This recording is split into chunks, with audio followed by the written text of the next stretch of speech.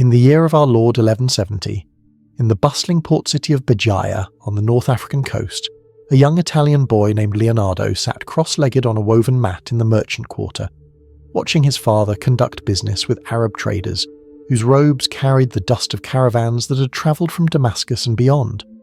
The boy could not have known that the strange symbols these men scratched into sand and parchment would follow him into immortality, though at that moment he was simply fascinated by the speed with which their fingers moved, calculating prices and quantities in a script entirely foreign to the Roman numerals that dominated European commerce. His father, Guglielmo Bonacci, served as a customs official and diplomatic representative for the Republic of Pisa in this North African outpost, and the name by which history would know his son, Fibonacci meaning son of Bonacci,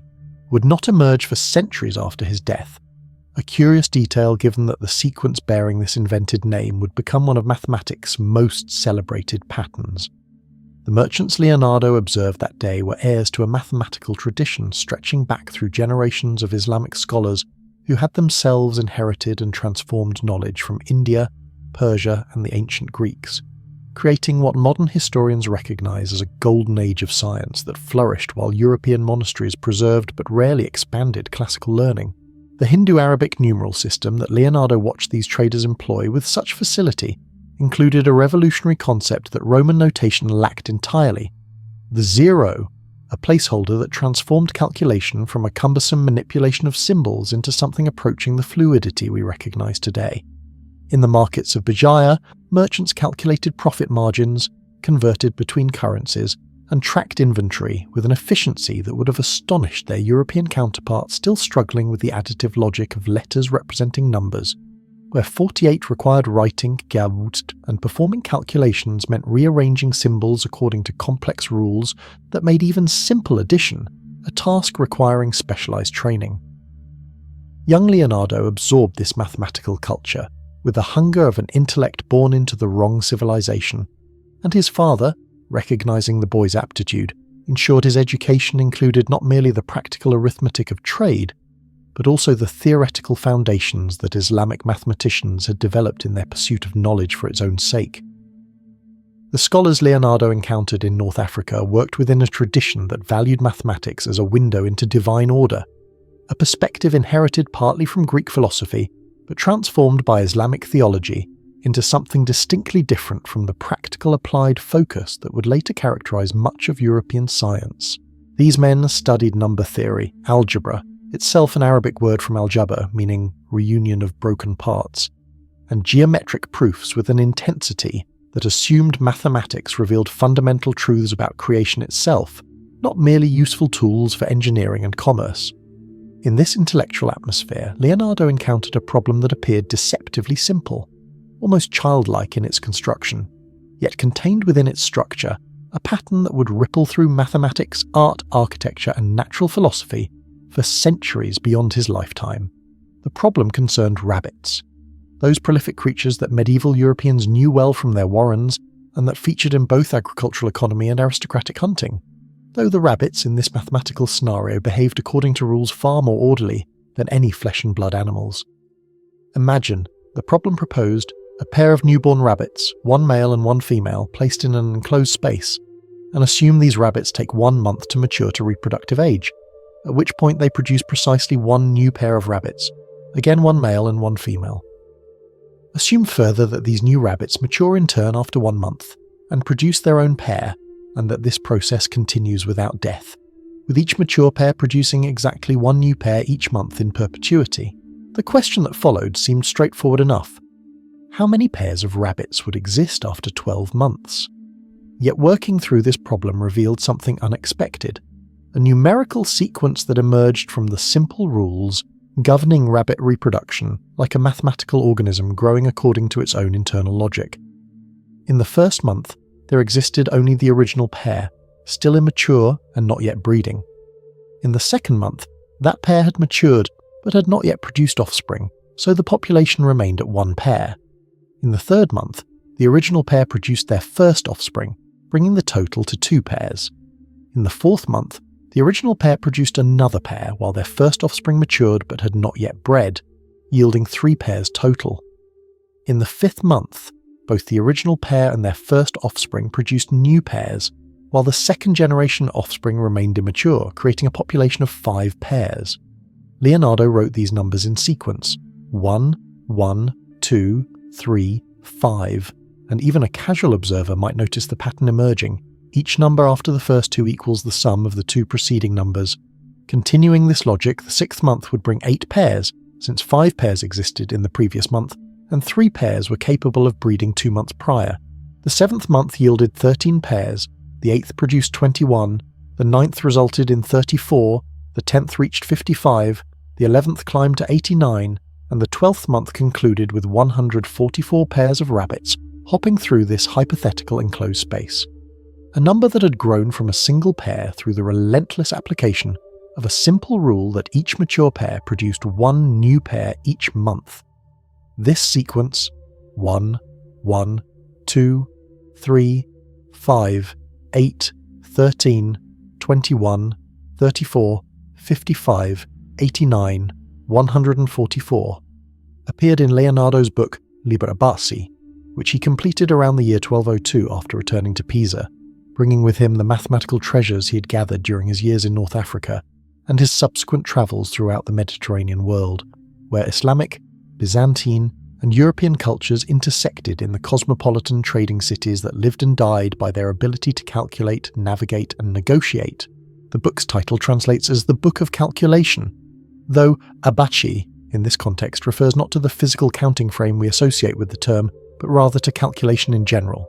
And Leonardo's purpose in writing this substantial work, which ran to hundreds of pages in manuscript form, was nothing less than to introduce the Hindu-Arabic numeral system and the computational techniques that accompanied it to a European audience still bound to Roman numerals and the abacus as a physical instrument.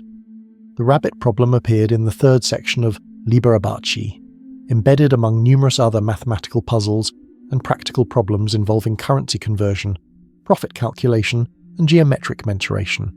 And Leonardo himself seemed to attach no special significance to this particular sequence, treating it as merely one example among many of how mathematical reasoning could solve problems through systematic application of logical rules. He could not have anticipated that this specific sequence would eventually bear his name, or rather the name historians would retrospectively assign to him, nor could he have imagined that mathematicians would still be discovering new properties of these numbers more than 8 centuries after he scratched them onto parchment in medieval Tuscany, working by candlelight in a city whose wealth derived from the same mercantile calculations his book aimed to improve. The intellectual world into which Leonardo released Liber Abaci was one of profound transformation, though those living through it could perceive only fragments of the changes that historians would later recognize as the first stirrings of what we call the Renaissance, itself a term invented centuries later to describe a historical period that its participants experienced simply as the present, with all its confusion and contradiction. The 13th century saw European scholars beginning to recover and translate the vast corpus of classical learning that had been preserved and expanded in the Islamic world, works by Aristotle, Euclid, Ptolemy, and others that arrived in Latin Christendom through translation centres in Spain and Sicily, where Christian, Muslim, and Jewish scholars collaborated in rendering Arabic and Greek texts into the language of European universities. This recovery of ancient learning coincided with the rise of Scholasticism,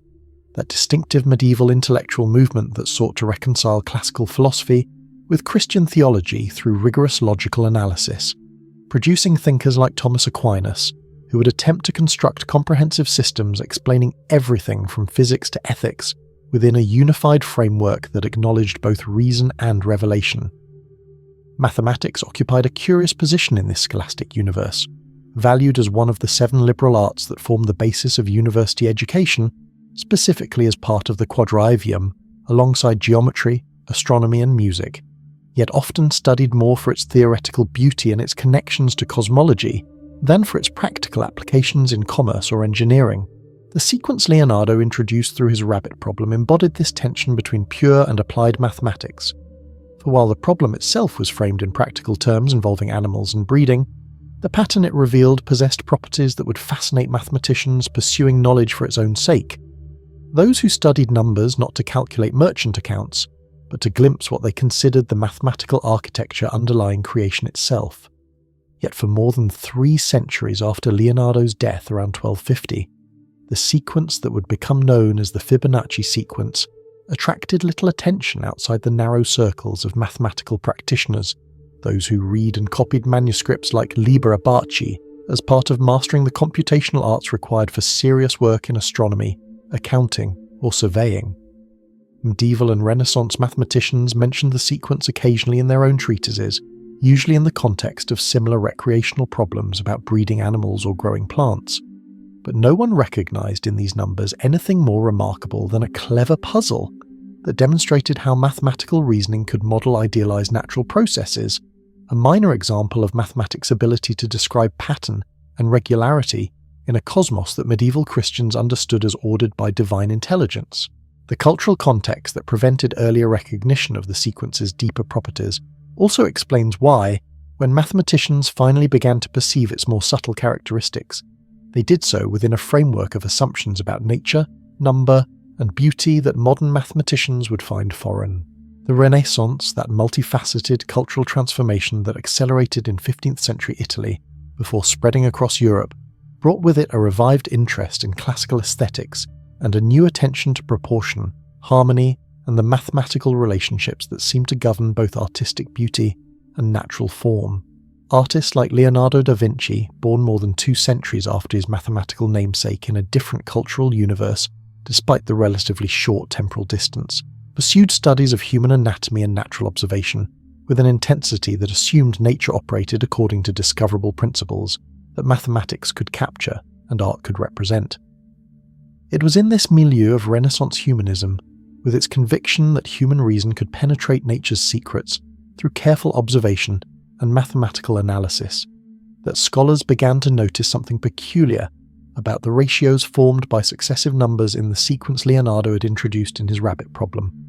If one divided each number by the one preceding it, 2 divided by 1 equals 2, 3 divided by 2 equals 1.5, 5 divided by 3 equals approximately 1.667, 8 divided by 5 equals 1.6, 13 divided by 8 equals 1.625.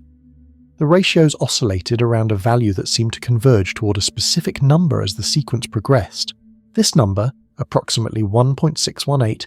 appeared to be the limit toward which these ratios approached, and mathematicians with classical training recognized this value as related to what ancient Greek geometers had called the extreme and mean ratio, a proportion that occurred when a line segment was divided such that the ratio of the whole to the larger part equaled the ratio of the larger part to the smaller part. The Greeks had studied this proportion intensively, particularly in the context of geometry and the construction of regular polygons and Euclid's Elements, that foundational mathematical text compiled in Alexandria, around 300 years before the Common Era, devoted several propositions to what it called simply the division of a line in extreme and mean ratio, never suggesting that this geometric relationship possessed any special aesthetic or mystical qualities. Later interpreters, however, particularly during the Renaissance, would invest this ratio with profound significance, calling it the golden ratio or divine proportion, and claiming to find it embedded in classical architecture, human anatomy, and the structure of beautiful objects ranging from Greek temples to musical harmonies, assertions that historians of mathematics now recognize as largely anachronistic, imposing modern or Renaissance preoccupations onto ancient sources that approach these topics quite differently. The connection between Leonardo's sequence and this ratio emerged gradually through the work of multiple mathematicians across several centuries, and the sequence itself underwent a curious transformation from a minor puzzle about rabbits to a mathematical object worthy of study in its own right, a transformation that reflects broader changes in how European mathematicians understood their discipline. The 16th and 17th centuries witnessed the emergence of mathematics as an increasingly autonomous domain of knowledge, less tethered to immediate practical applications or to its traditional role as handmaiden to philosophy and theology, though these connections never disappeared entirely. Mathematicians like François Viette in France, Simon Stevin in the Low Countries, and John Napier in Scotland developed new notational systems, explored algebraic techniques, and created computational tools like logarithms that would prove essential for the scientific revolution, that profound transformation in natural philosophy that historians associate with figures like Galileo, Kepler, Descartes, and Newton. The sequence that had originated with Leonardo's medieval rabbit problem found new contexts in this changing mathematical landscape, appearing in Renaissance treatises on proportion and harmony, in Baroque studies of series and recursion, and eventually in the systematic exploration of what mathematicians call number theory, the branch of mathematics devoted to understanding the properties of integers and the patterns they form. Each generation of mathematicians discovered new properties hidden within the sequence's apparently simple structure, finding relationships between Fibonacci numbers and prime numbers, perfect squares, triangular numbers, and other numerical categories that mathematicians had identified and studied since antiquity. Yet these discoveries remained largely confined to specialized mathematical texts, inaccessible to anyone without training in the increasingly technical language that mathematical discourse required.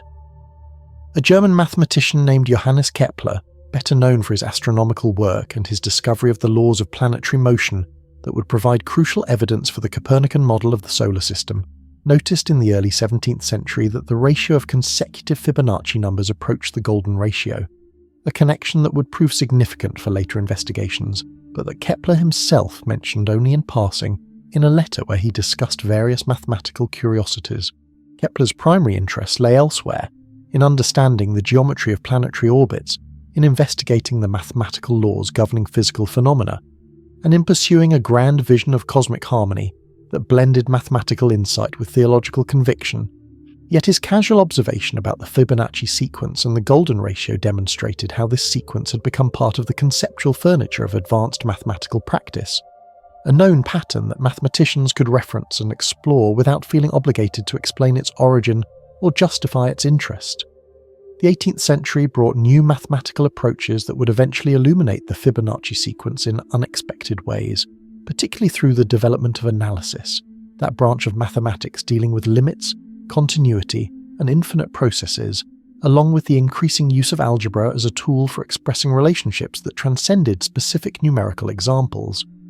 Mathematicians learned to manipulate infinite series, to work with functions as objects of study rather than merely as computational recipes, and to prove general theorems about entire classes of mathematical structures, moving beyond the example-based reasoning that had characterized earlier mathematical practice. Within this new framework, the Fibonacci sequence became not just a list of particular numbers generated by a breeding rabbit problem, but rather an instance of what mathematicians call a recurrence relation, a rule specifying how each term in a sequence relates to previous terms, and this generalization opened possibilities for analysis that Leonardo himself could never have imagined. The French mathematician Abraham de Moivre, working in England in the early 18th century after fleeing religious persecution following the revocation of the Edict of Nantes, discovered a remarkable formula that allowed calculation of any term in the Fibonacci sequence without computing all the preceding terms, an achievement that would have struck earlier mathematicians as nearly magical, since the sequence's definition seemed to require step-by-step construction, each number depending on the two before it. De Moivre's formula, which was independently rediscovered and extended by later mathematicians, expressed the nth Fibonacci number in terms of powers of the golden ratio, that same proportion the Greeks had studied geometrically, and that Renaissance artists had invested with aesthetic significance, revealing an unexpected connection between a sequence defined by simple addition and an irrational number that could not be expressed exactly as any ratio of integers, emerging instead from the solution to a quadratic equation. This formula, now often attributed to the 19th century French mathematician Jacques-Philippe Marie Binet, who published it decades after de Moivre's work, represented what mathematicians call a closed-form expression, allowing direct computation of any Fibonacci number, without reference to earlier terms, though the formula itself involved the golden ratio raised to various powers, and then combined through operations that would produce, miraculously, exact integers, despite beginning with an irrational number that, when written in decimal notation, continues forever without repeating pattern. The existence of such a formula suggested that the Fibonacci sequence, despite originating from a simple recursive rule about adding consecutive terms, participated in deeper mathematical structures connecting algebra, geometry, and number theory in ways that would require sophisticated theoretical frameworks to fully explain. Frameworks that mathematicians were only beginning to develop in the 18th and 19th centuries. Meanwhile, naturalists and botanists pursuing the empirical study of living organisms in the tradition established by the scientific revolution began to notice numerical patterns in plant structures that bore curious resemblances to the sequence Leonardo had introduced centuries earlier in his rabbit problem, though these observers initially failed to recognize the connection or to appreciate its significance. The arrangement of leaves around stems, a pattern botanists call phyllotaxis, often followed spiral patterns where counting the number of turns around the stem and the number of leaves encountered before returning to a leaf directly above the starting point yielded numbers that appeared with suspicious frequency, numbers like 3, 5, 8, and 13. Similarly, the spiral patterns formed by seeds in sunflower heads, by scales on pine cones, and by the chambers of nautilus shells seem to involve these same numbers, appearing too regularly to be mere coincidence yet without obvious explanation. These botanical observations accumulated throughout the 17th and 18th centuries as naturalists catalogued and classified the diversity of plant forms, driven by the twin goals of understanding divine creation's order and exploiting nature's resources for human benefit. Though the theoretical framework that would connect these observations to Leonardo's medieval sequence lay decades in the future, the pattern existed in nature, had existed long before humans evolved to observe it, yet its mathematical significance remained invisible to most observers, precisely because the conceptual tools required to perceive the connection between a numerical sequence and physical plant structures did not yet exist in accessible form, trapped as they were in specialized mathematical treatises written in technical language for audiences of trained mathematicians who rarely communicated with botanists or natural philosophers. The 19th century witnessed an explosion of interest in the Fibonacci sequence from multiple directions simultaneously, a convergence that transformed it from a minor mathematical curiosity to a recognized pattern appearing across diverse domains of inquiry. Though this transformation occurred gradually through the accumulated work of numerous scholars rather than through any single dramatic discovery. Mathematicians continued to discover new properties of the sequence, finding connections to continued fractions, to the Euclidean algorithm for finding greatest common divisors, to various generalizations and extensions involving different starting values or different rules for combining terms, each discovery adding to a growing body of knowledge about these particular numbers and their relationships to other mathematical structures. Meanwhile, botanists and biologists began to systematically investigate the numerical patterns they observed in plant arrangements, developing theories of phyllotaxis that attempted to explain why certain numbers appeared with such regularity in leaf arrangements, petal counts, and spiral structures. A French mathematician named Édouard Lucas, working in the late 19th century, played a crucial role in popularizing the sequence and establishing the terminology that would become standard, though historians note a certain irony in the fact that Lucas himself introduced the name Fibonacci sequence to honor Leonardo of Pisa, despite the sequence never having been Leonardo's primary mathematical concern, and despite Leonardo himself having been known by various names during his lifetime, none of which included Fibonacci.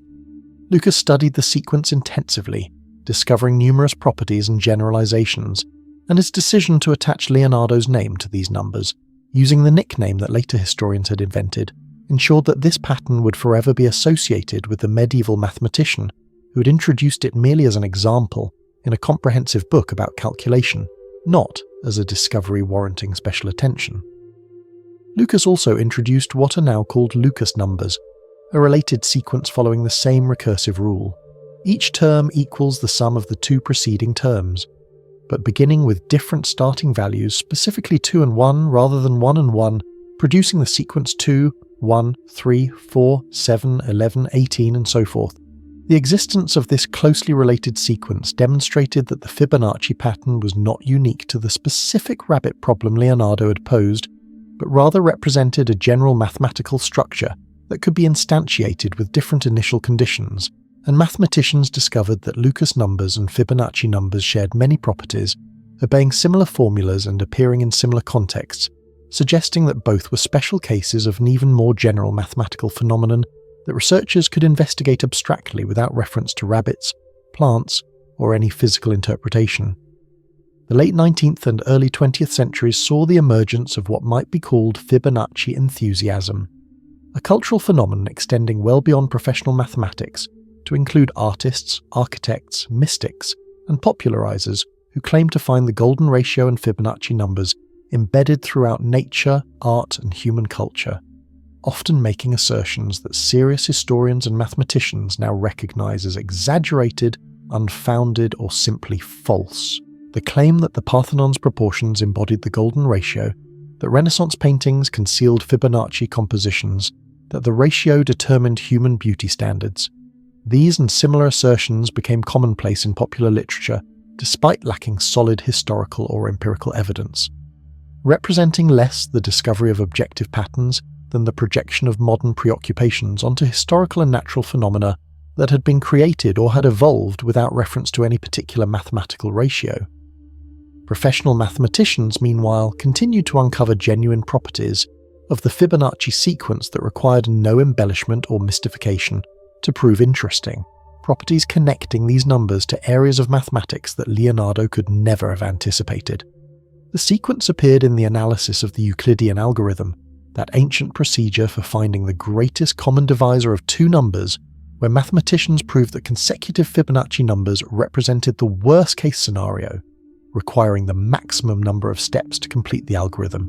a result that connected number theory to computational complexity centuries before computers existed to make such complexity practically relevant. Fibonacci numbers emerged in the study of linear recurrence relations, in the theory of continued fractions where they appeared as denominators of the convergence approximating the golden ratio,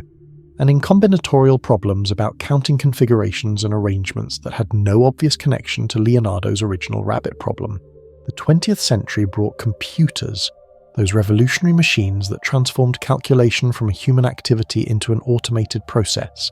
and mathematicians quickly discovered that the Fibonacci sequence possessed properties relevant to computer science and algorithmic analysis, though these applications would have seemed like sorcery to Leonardo, and incomprehensible even to 18th century mathematicians who had developed sophisticated theoretical understanding of the sequence without possessing tools to perform calculations at electronic speeds. The sequence appeared in the analysis of search algorithms, in data structures called Fibonacci heaps that optimize certain computational operations, and in various coding and cryptographic schemes where the mathematical properties of these numbers provided useful foundations for practical applications, demonstrating once again how abstract mathematical patterns could find unexpected utility in technological contexts that emerged centuries after the patterns themselves had first been identified. Botanists and biologists in the 20th century, armed with improved observational tools and more rigorous statistical methods, confirmed that Fibonacci numbers genuinely did appear with remarkable frequency in plant structures, though the explanations for this phenomenon proved more complex and more interesting than the mystical or aesthetic theories that earlier enthusiasts had proposed. Researchers discovered that spiral patterns in plants tended to follow arrangements that maximized packing efficiency,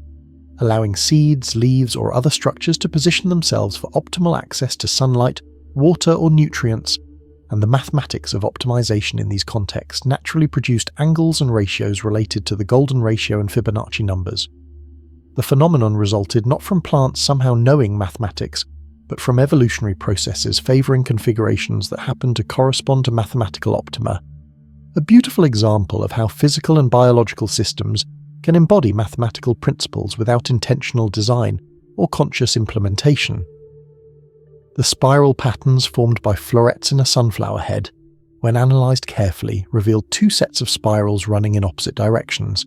and counting the spirals in each direction consistently yielded consecutive Fibonacci numbers, often 21 and 34 in smaller sunflowers, or 34 and 55 in larger specimens, or even 55 and 89 in particularly large blooms. This pattern emerged because the angle at which each successive flora appeared, measured from the centre of the flower, approximated what botanists call the golden angle, approximately 137.5 degrees,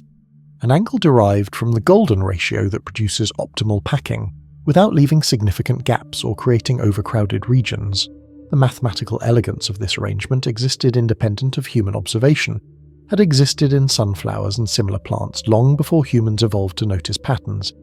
Yet its discovery connected Leonardo's medieval sequence to evolutionary biology in ways that transcended the simple beauty of numerical coincidence. Similar Fibonacci patterns appeared in pine cones, pineapples, artichokes, and nautilus shells, in the branching patterns of trees, and the flowering of artichokes, in phenomena ranging from the microscopic to the clearly visible, and while some claimed examples proved spurious upon careful investigation, the legitimate instances remained sufficiently numerous and striking to demand explanation beyond mere chance. The theoretical framework that emerged to explain these patterns drew on physics, biology, and mathematics simultaneously, recognizing that growing organisms faced constraints and opportunities that the mathematics of optimization could model, and that evolution, operating over countless generations, would tend to favor configurations that approached optimal solutions even if individual plants possessed no awareness of mathematics or optimization. The Fibonacci sequence in this context represented less a mystical code embedded in nature than a natural consequence of how iterative growth processes interact with geometric constraints,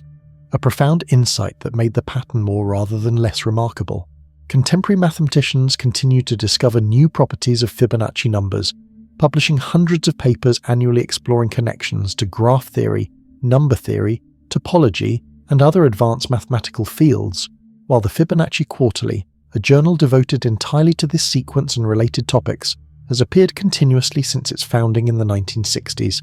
testimony to the inexhaustible richness of patterns that can emerge from the simple rule that each term equals the sum of the two preceding terms.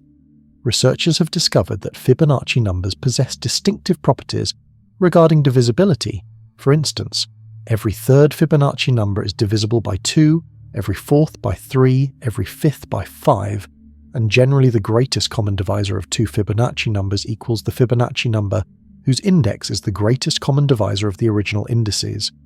a nested pattern of relationships that demonstrates how these numbers participate in the multiplicative structure of integers in highly regular ways. The relationship between Fibonacci numbers and prime numbers has proven particularly rich and resistant to complete understanding despite centuries of investigation, with mathematicians knowing that infinitely many Fibonacci numbers are composite, while suspecting but unable to prove that infinitely many are prime, a conjecture that remains open despite intensive effort, and despite its apparent simplicity. The indices of prime Fibonacci numbers themselves form a sequence: 3, 4, 5, 7, 11, 13, 17, and so forth. And while mathematicians have identified patterns and necessary conditions, the complete characterization of which Fibonacci numbers are prime remains beyond current theoretical reach, a reminder that even sequences defined by elementary rules can harbor deep mysteries that resist resolution through available mathematical techniques. The sequence appears in unexpected corners of mathematics, emerging in contexts that seem to have no connection to recursive addition or rabbit populations, and these surprises continue to accumulate as mathematicians explore new territories and develop new frameworks for understanding mathematical structure.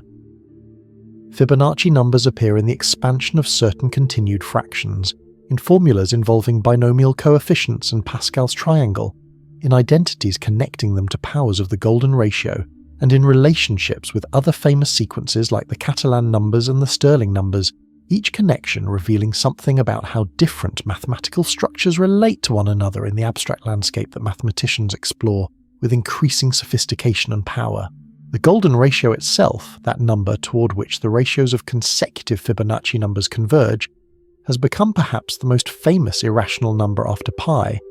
despite having properties that make it in some ways less remarkable than other irrational numbers that have received less cultural attention. The golden ratio, usually denoted by the Greek letter phi, equals exactly 1 plus the square root of 5 divided by 2, yielding approximately 1.61803398887, and continuing without pattern or end in a decimal expansion that can never be written exactly, but can be approximated to arbitrary precision. This number possesses the unusual property that its reciprocal equals itself minus 1, meaning that 1 divided by phi equals phi minus 1, a relationship that can be expressed algebraically as phi squared equals phi plus 1, the quadratic equation from which the golden ratio emerges as the positive solution. This algebraic relationship explains why the golden ratio appears in the closed-form expression for Fibonacci numbers, and why ratios of consecutive Fibonacci numbers converge to phi, connecting the discrete world of integer sequences to the continuous world of irrational numbers through the bridge of algebraic equations, a connection that exemplifies how different areas of mathematics interweave in unexpected ways. The continued fraction expansion of the golden ratio, 1 plus 1 divided by 1 plus 1 divided by 1 plus 1 divided by 1, continuing infinitely, represents the simplest possible continued fraction, composed entirely of ones, and this simplicity makes the golden ratio the irrational number most difficult to approximate by rational numbers, in a precise sense that number theorists can make rigorous through theorems about Diophantine approximation, though this technical property receives less popular attention than the aesthetic claims about golden rectangles and artistic proportions. The cultural mythology surrounding the golden ratio and Fibonacci sequence has become so pervasive that serious mathematicians and historians sometimes struggle to separate genuine properties from unfounded assertions,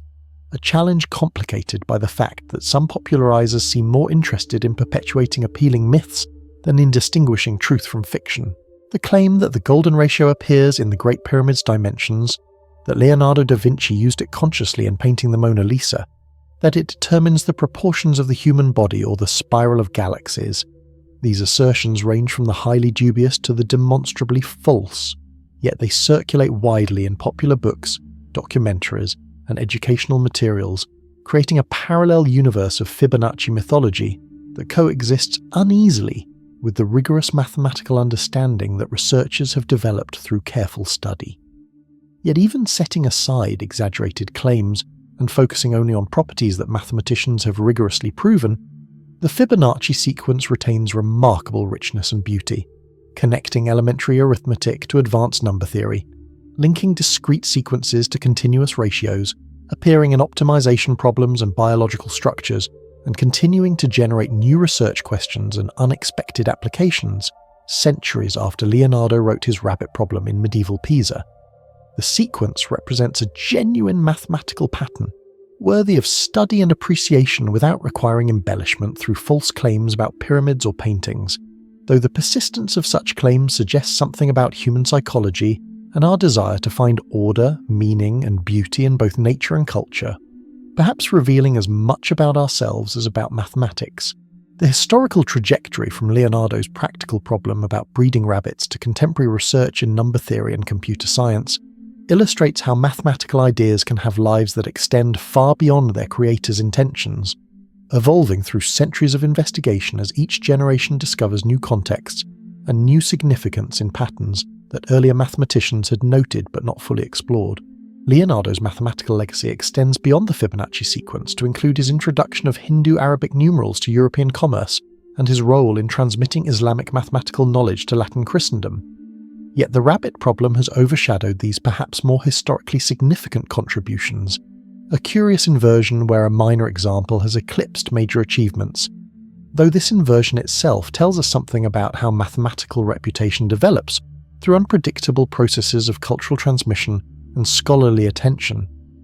The medieval world in which Leonardo wrote Liber Abaci seems impossibly distant from our contemporary mathematical landscape, separated not merely by centuries but by revolutions in notation, conceptualization, and technique that have transformed mathematics from a specialized craft practiced by relative handfuls of scholars to a vast international research enterprise employing hundreds of thousands of professional mathematicians supported by computers, journals, conferences, and institutional structures that Leonardo could not have imagined. Yet the sequence he introduced as a simple recreational problem has survived this transformation, has remained accessible and meaningful across all these changes, precisely because its definition requires nothing more than the ability to add integers, though the properties that sequence possesses require increasingly sophisticated mathematics to discover and prove as researchers exhaust simpler observations and pursue deeper patterns.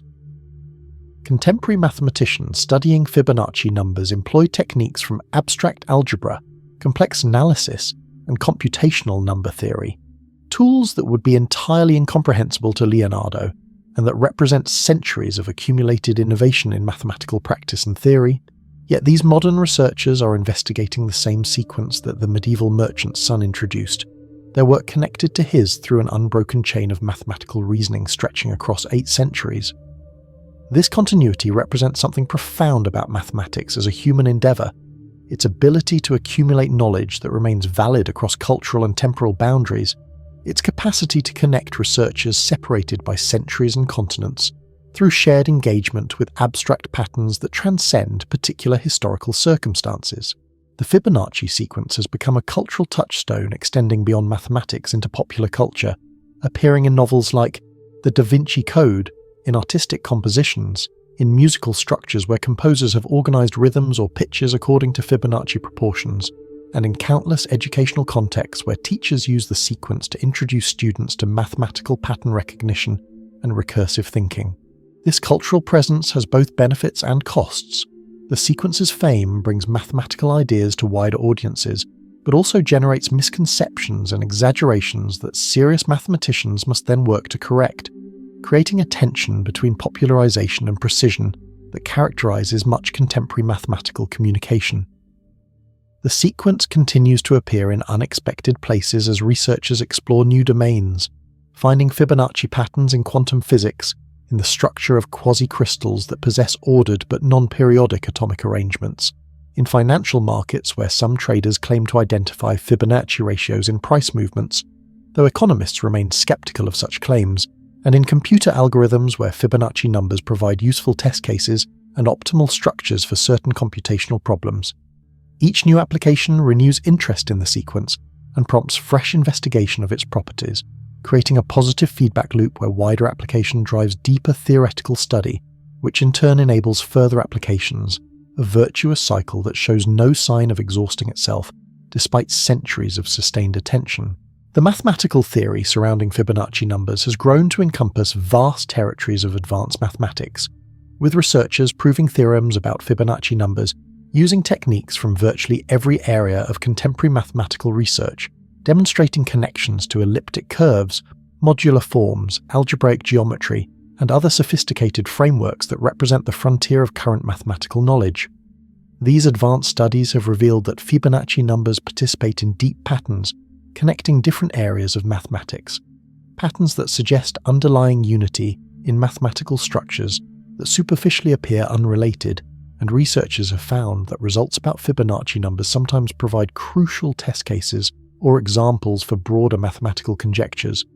making this sequence not merely an object of study in itself, but also a useful tool for investigating more general phenomena. The sequence's recursive definition, each term equals the sum of the two preceding terms, exemplifies what mathematicians call a recurrence relation, and the study of such relations has become a significant area of mathematical research with applications to computer science, physics, and engineering. Though Fibonacci numbers remain the most famous example of this type of mathematical structure, researchers have discovered that recurrence relations can be analyzed using techniques from linear algebra, treating them as discrete analogues of differential equations and developing solution methods that parallel the techniques physicists use to solve problems in mechanics and thermodynamics, creating unexpected bridges between discrete and continuous mathematics that Leonardo could never have anticipated, but that emerged naturally from sustained investigation of patterns like the one his rabbit problem introduced. The connection between Fibonacci numbers and the golden ratio, that irrational number approximately equal to 1.618, exemplifies how discrete and continuous mathematics interweave, how whole numbers and unending decimals can relate through algebraic equations and limiting processes, how the precise and the infinite can meet in formulas that capture relationships transcending both categories. This connection has philosophical implications that mathematicians rarely articulate explicitly, but that inform much contemporary mathematical practice, implications about the unity of mathematical knowledge, about the relationships between calculation and proof, about how particular examples can instantiate general patterns that extend infinitely beyond any specific instance.